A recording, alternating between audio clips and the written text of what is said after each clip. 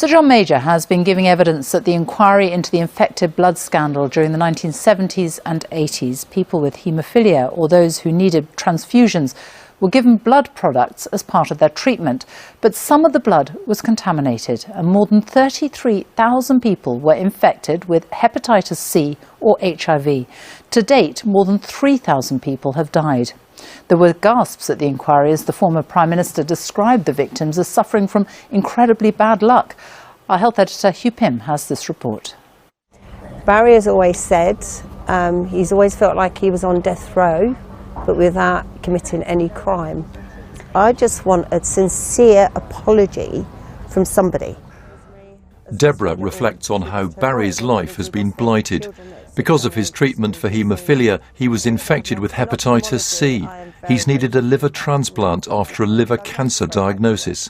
His wife Debra says as an NHS nurse, she's appalled by what happened. It breaks my heart to think, when I was putting up those blood transfusions, there was people within the NHS who knew that that blood was contaminated, but chose not to impart that knowledge.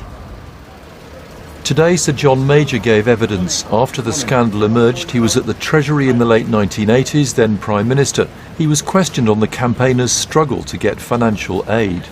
I mean, there's no amount of compensation you can give that could actually compensate for what had happened to them.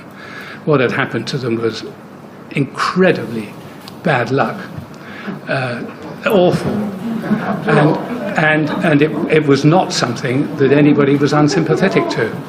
There were gasps at those words, bad luck. Later he said he hadn't meant to be dismissive or offensive. Payouts were given to those who had HIV, but initially not to patients with hepatitis C. Sir John acknowledged that might have been wrong. Every life is individual, and so I can see that argument, and I'm not entirely sure in retrospect that we took the right decision then, and I was quite pleased when a subsequent government took a different view.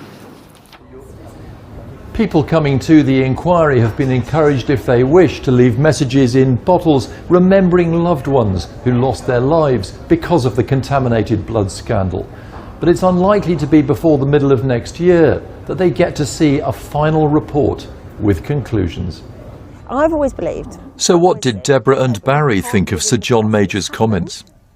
I personally don't feel that there's anything genuine there.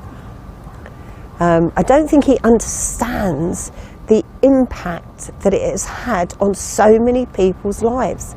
Those who have lost their children, their husbands, a life that's been lost. I can't talk about it. There'll be more evidence from former politicians. Debbie and Barry want to hear apologies and then a guarantee of compensation. Hugh, BBC News.